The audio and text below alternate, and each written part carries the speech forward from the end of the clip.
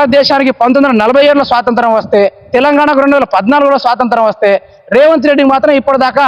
ఎటువంటి స్వాతంత్రం లేకుండా మళ్ళీ ఇదే మేడిగడ్డ పైన ముచ్చట కోసము రేవంత్ రెడ్డి ఢిల్లీకి పరిగెత్తి ఈ మేడిగడ్డను ఏం చేయాలి మేడం అని సోనియా గాంధీ చుట్టూ ప్రదర్శనలు చేయడం మనం చూసిందే. ఒకసారా 2 సార్లు 17 సార్లు 85 కోట్ల రూపాయలు పెట్టి ఆయన